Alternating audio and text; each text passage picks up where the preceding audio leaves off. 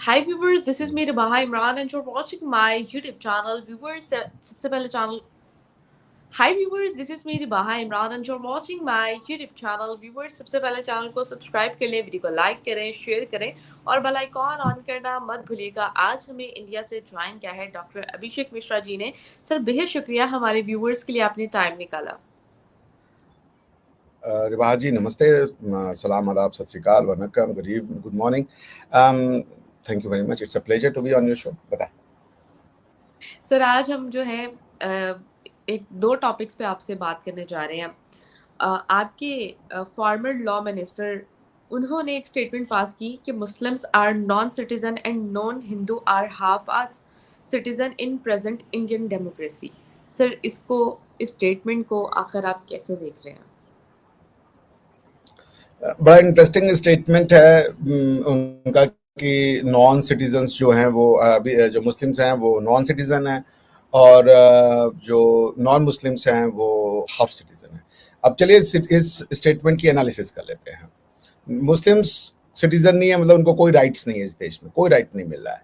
शैला रशीद एक मुसलमान है और शैला रशीद ने टीवी पे आके कहा कि जो आज कश्मीर में इम्प्रूवमेंट हुई है उसका पूरा का पूरा श्रेय नरेंद्र मोदी जी को जाता है, पूरा का पूरा श्रेय। तो शैला पी चिदम्बरम साहब शैला रशीद से ज्यादा मुसलमान है। पूरे लद्दाख में बुद्धिस्ट रहते हैं जिनको वो नॉन मुस्लिम कह रहे हैं कि जो नॉन हिंदूज कह रहे हैं, मुस्लिम ना कह के कि वो जो है वो सारे बुद्धिस्ट हैं मोस्टली लद्दाख में। जरा जाकर के उनसे मोदी जी के बारे में पूछिए क्या उनकी राय है। पारसीज वो भी आपके मुस्लिम है, सॉरी नॉन मुस्लिम है, नॉन हिंदू है। टाटा ने हर ओकेजन्स पे, भाई पारसीज को तो टाटा ही रिप्रेजेंट करते हैं ना, हर ओकेजन्स पे रतन टाटा ने प्रधानमंत्री की तारीफ की है। और अब अगर ये बात है कि मुसलमान सिटीजन नहीं है तो बात सही है, भारत में कोई मुसलमान सिटीजन नहीं है। भारत किसी को सिटीजनशिप मुसलमान या हिंदू होने के नाते देता ही नहीं है। भारत तो भारतीय बनाता है। मुसलमान कौन है, इस बात का तो एनालिसिस हो जाए ना। मुसलमान कौन है? मुसलमान होने के लिए तो उसको गजवा हिंद करने की बेचारी मजबूरी है, उसको फिर डेमोक्रेसी में नहीं रहना है, उसकी मजबूरी है। वो वोट नहीं कर सकता। जो अरेबिक इस्लामिक कंट्री है वहां कहाँ इलेक्शन है? किन अरेबिक इस्लामिक कंट्रीज में इलेक्शन है? और ये कौन सी अरेबिक कंट्रीज हैं जो आपको अपना सिटीजनशिप देती हैं? वो बिल्कुल सही कह रहे हैं। भारत की संविधान में मुसलमान को सिटीजन बनाया ही नहीं जाता और ना बनाना चाहिए। भारत के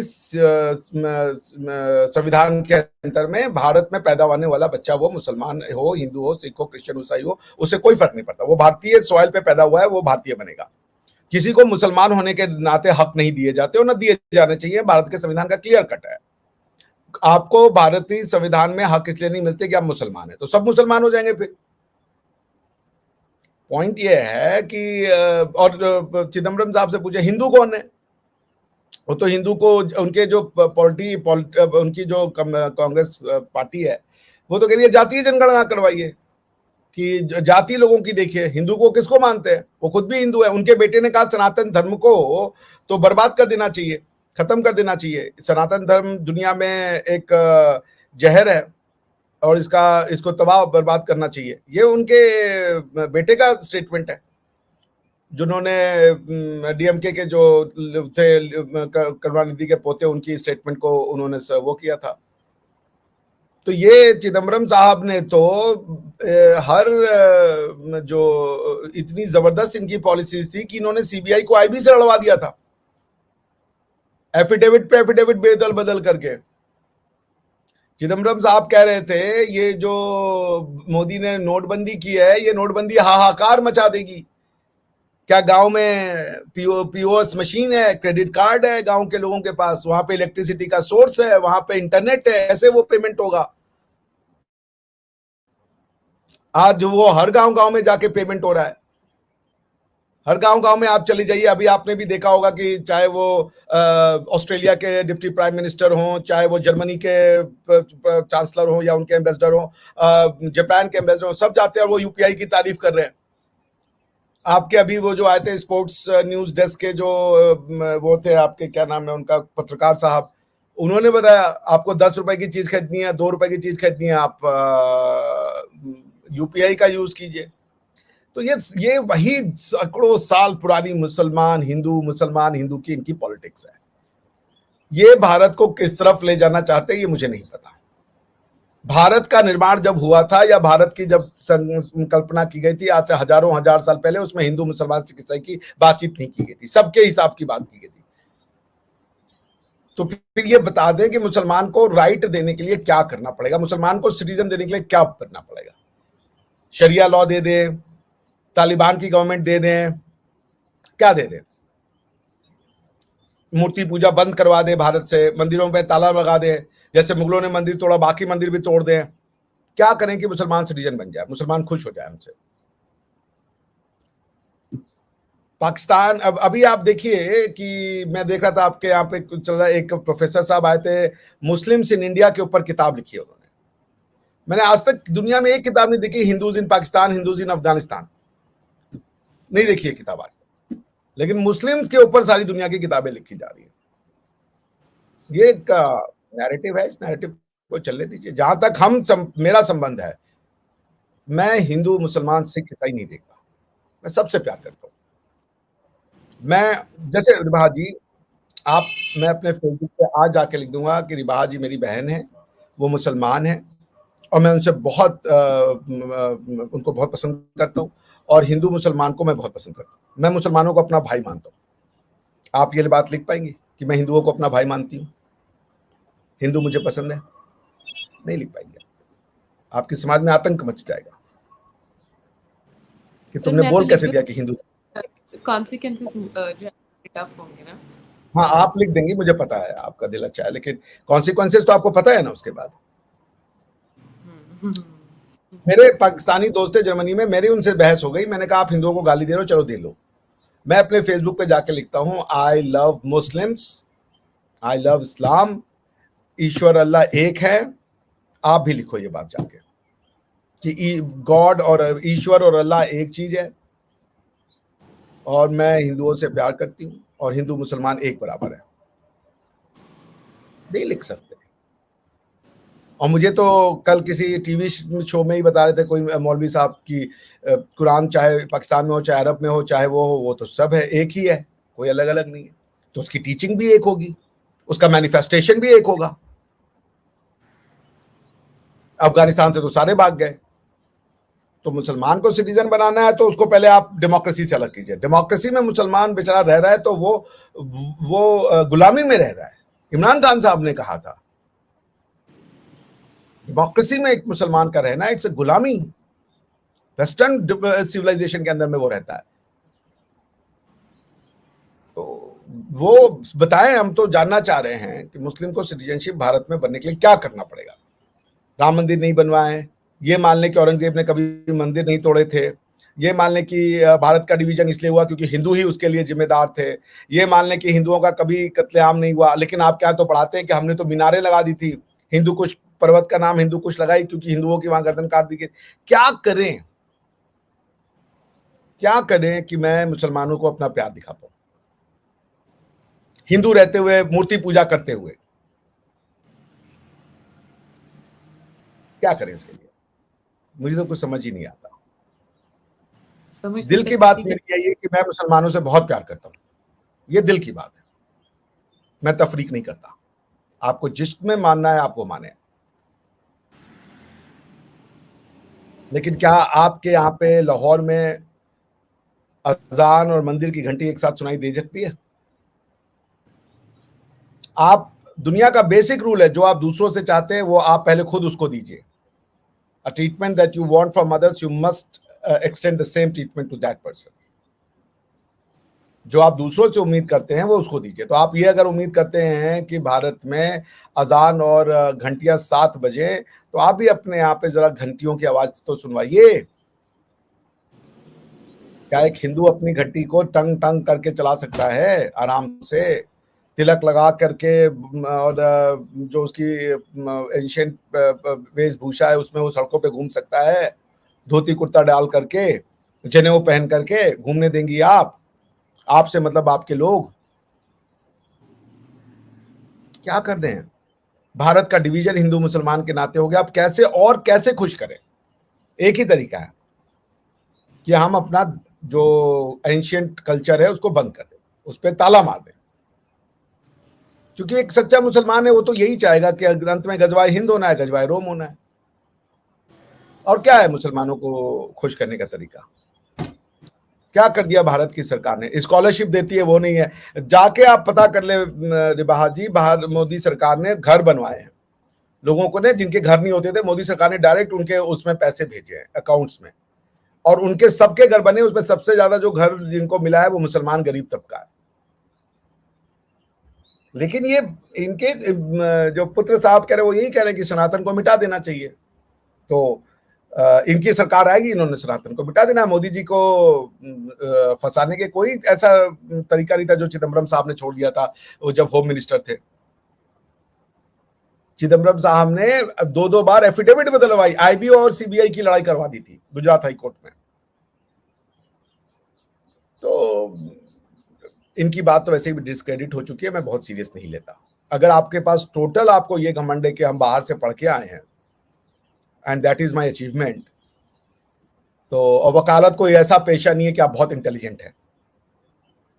जैसे हमारे यहाँ पे वकालत कोई भी कर सकता है, सामान्य आदमी भी कर सकता है जो थोड़ी सी भी सोचने समझने की क्षमता रखता है, ठीक है ना? तो घमंड नहीं होना चाहिए। अब जैसे मैं आपको एक बड़ी वो चीज दिखाता हूँ। एक हमारे एंशिएंट समय में एक, आप मुझे अलाउ करेंगी तो,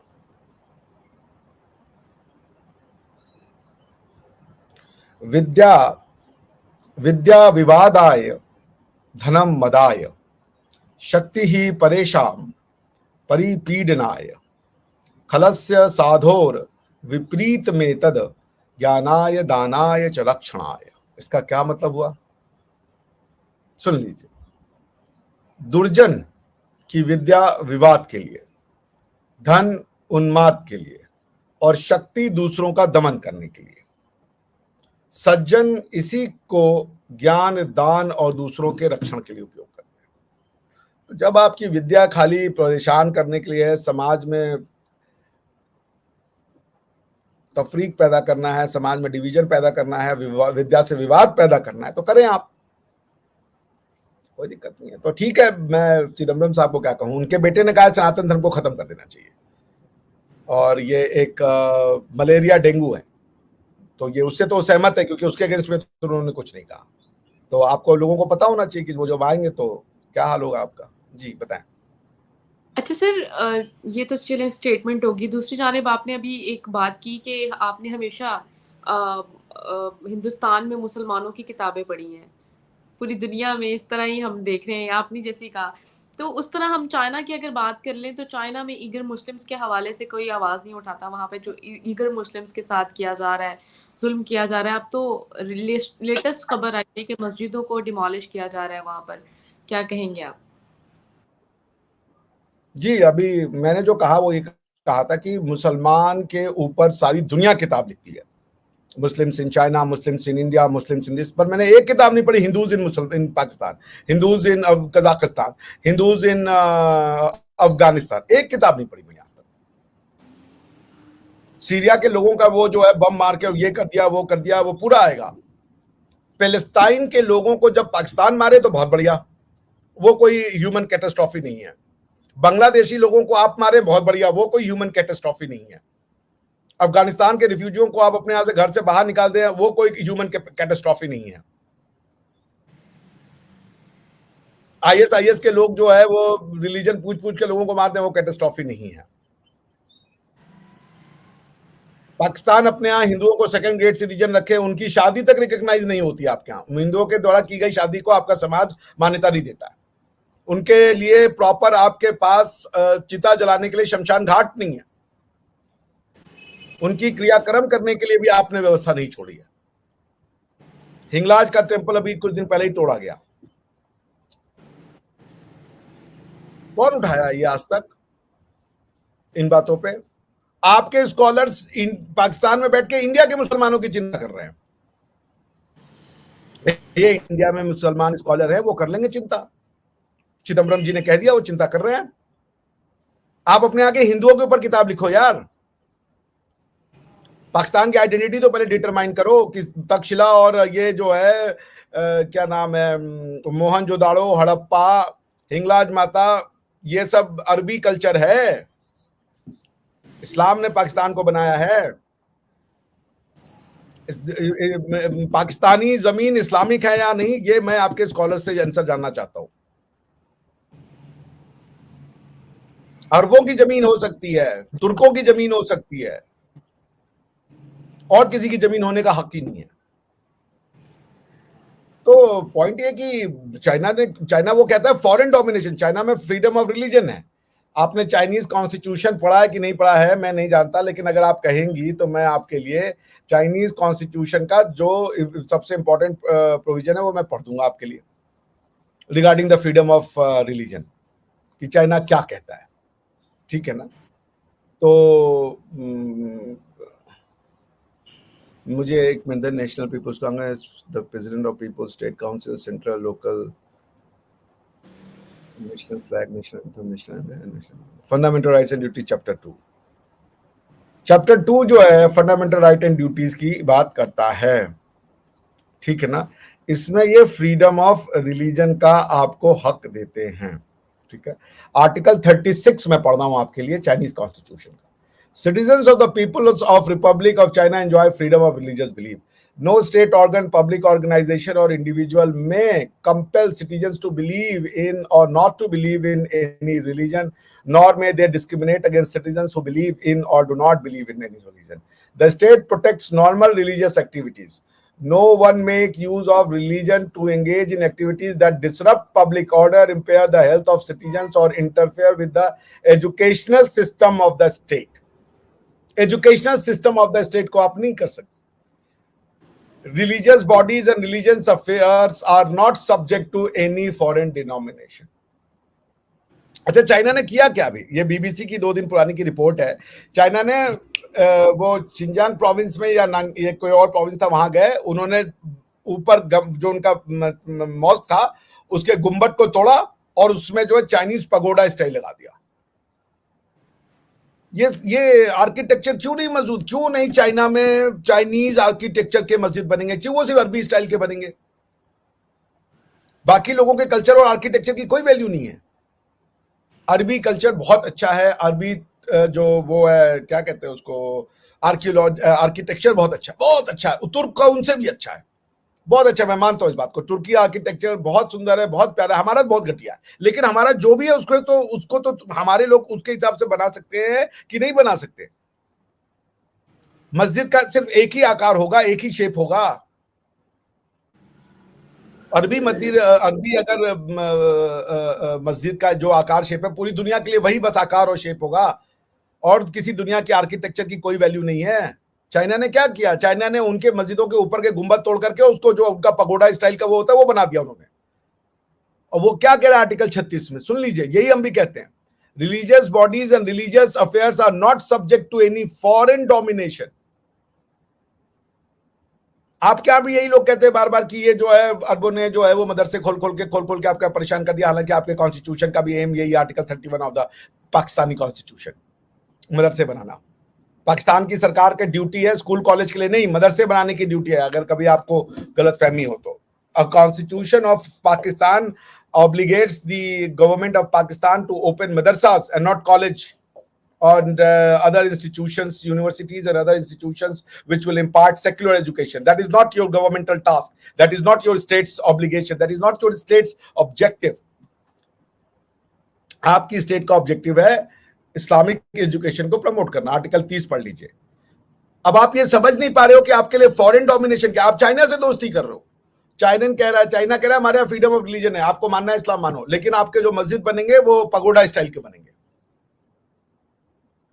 आपके जो मस्जिद बनेंगे उसमें हमारे जो मान्यताएं हैं, कल्चर है, ट्रेडिशन है, उसका अपमान नहीं किया जाएगा।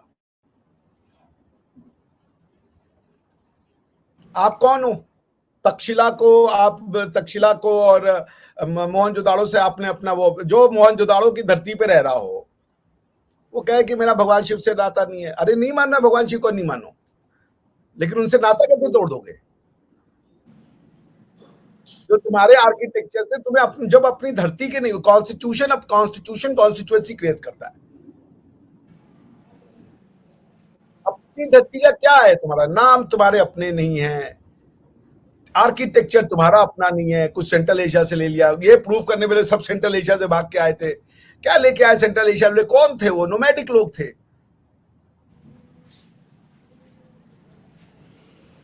अरबों को भी बताओ कि उनका कुछ नहीं है, उनके भी लोग बाहर से भाग के आए थे। पैलेस्टाइन के लिए मत लड़ो फिर। अगर सब बाहर से आए थे तो अरबों में भी तो बाहर से यहाँ होंगे ना, कि अरब अरब हैं।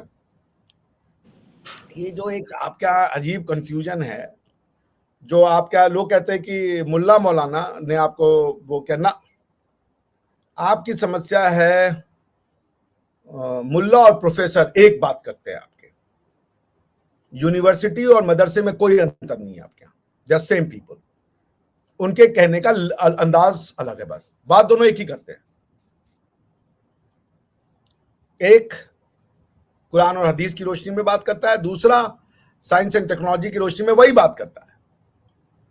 आर्गुमेंट सेम है, उसको जस्टिफाई करने का सोर्स अलग अलग है, मगर बात वही है, सेम एग्जैक्ट। क्या तीन बातें आपकी आपके यहाँ पे वो हैं, यूनिवर्सिटी से लेके मदरसा में जो कॉमन है, और उम्मीद तो उन्हीं से है। तो मदरसा वाले क्या कहते हैं? हिंदू खराब है, हिंदुइज्म जो है नापाक है। ये आपकी फिल्म में, मैंने अभी आप कुछ दिन पहले एक फिल्म में देख रहा था, उसमें था कि जज साहब हिंदू कल्चर आ गया है, हिंदू टीवी में हिंदू लड़के गाने सुन रहे हैं। बंद मत बोलो भाई, उर्दू मत बोलो। सबसे पहले उर्दू बंद करो और अरबी बोलना शुरू करो। पंजाबी को तुमने आग लगा दी, उर्दू में खाली तुमने स्क्रिप्ट। ये तो जैसे कि हम और आप जब एक दूसरे को मैसेज करते हैं तो रोमन स्क्रिप्ट में आपको लगता है आप उर्दू लिख रही होती हो, मैं रोमन स्क्रिप्ट में हिंदी लिख रहा होता हूँ। लेकिन पॉइंट ये कि उर्दू क्या है? उर्दू में मान लीजिए 20-25% आपने फारसी के शब्द मिला दिए, पर क्या उर्दू एक फॉरेन लैंग्वेज हो जाती है? मैंने अगर हिंदी को लिखने के लिए रोमन स्क्रिप्ट यूज कर लिया तो वो हिंदी नहीं रहेगी। अरे अतातुर्क से सीख लें। अभी कल ही स्टेटमेंट आया जहां पे गर्ट विल्डर्स कह रहा है तुर्कियों को कि आप यूरोपियन नहीं हो, आप बेसिकली तुर्क हो, आपको यूरोपियन यूनियन में हम शामिल नहीं करेंगे। तो ईयू को भी गाली दो बैठ करके, संविधान ऑफ आयरलैंड को भी गाली दो। संविधान ऑफ आयरलैंड कहता है कि नॉर्थ आयरलैंड और साउथ आयरलैंड एक दिन एक बनेंगे, अखंड आयरलैंड की बात वो करता है। सबको गालियां दो बैठ करके ना भाई, कि क्यों ईयू वाले आज तक टर्की को यूरोपियन यूनियन में नहीं घुसेड़े। दूसरों की जमीन पे कब्जा करके बैठ जाओ तो बहुत अच्छा है। किसी की कोई जमीन ही नहीं है। अरे भाई कोई 2000 साल पहले आया होगा कहीं से, लेकिन भाई हो गई ना सभ्यता सिविलाइज 5000 साल पहले, 10,000 साल पहले। जब सिविलाइज हो गई, सबके अपने अपने घर मिल गए ना। अगर नहीं हुआ तो डीकोलोनाइजेशन कैसे फिर आर्ग्यू करोगे? फिर अंग्रेज को क्यों भगाया? अंग्रेज क्यों दुश्मन था? अगर तुर्क तुम्हारा अपना है तो अंग्रेज तुम्हारा अपना क्यों नहीं बना? दोनों उसी तरीके से आए थे। अंग्रेजों को अपना क्यों नहीं मानते हो? टीपू सुल्तान अपना है लेकिन अंग्रेज अपना नहीं है, क्यों भाई? दोनों उसी तरीके से आए थे, दोनों ही बाहर के थे। ये तो मानते हो ना कि भाई बाबर जो था वो उज्बेक था, इसमें तो लोगों को संशय नहीं है ना। तो ये विदेशी जो थे, अब अंग्रेज, वो भी बाहर से ही आए थे, वो भी कोई इंडिया से नहीं आए थे, इंडिया के लोकल लोग नहीं थे। अगर ये तुम्हारा क्राइटेरिया है तो अंग्रेजों को पहले बोलो कि वो हमारे वो है, बाप दादा है। अंग्रेजों को बाप नहीं मान रहे हो, मुगलों को बाप मान रहे हो। पता नहीं क्या है यार, दो डबल स्टैंडर्ड है समस्या। तो चाइना का जो कॉन्स्टिट्यूशन है वो बहुत सही बात कहता है, religious bodies and religious affairs are not subject to any foreign denomination. क्या है foreign domination? Foreign domination, sorry denomination बोल दिया मैंने। फॉरेन डोमिनेशन नहीं होगा। फॉरेन क्या है?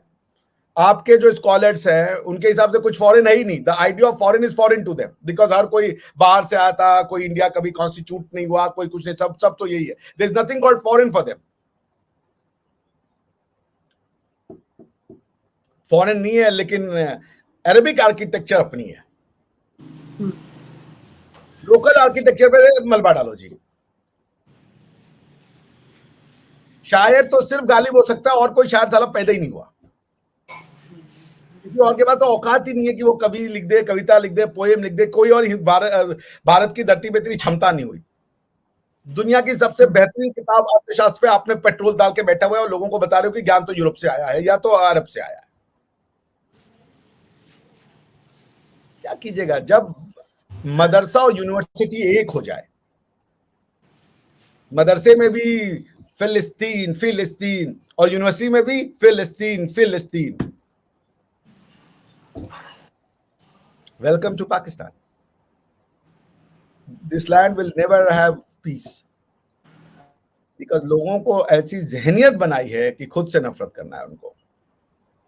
कॉन्स्टिट्यूशन कॉन्स्टिट्यूएंसीज आपकी जमीन ट्रेडिशन को प्रोटेक्ट करने के लिए मिलता है, अपने कल्चर को प्रोटेक्ट करने के लिए। आप अपने कल्चर को अपना कल्चर नहीं मानते हो। शादी में ढोलक बजाओगे मगर वो हिंदू नहीं है, क्योंकि आप जब आप मुसलमान बनते हो तो आप उस कल्चर को भी मुसलमान मान लेते हो। ऐसा नहीं होता। जब जब लस्सी पियोगे हिंदू खाना ही खा रहे होगे, क्या करोगे आप?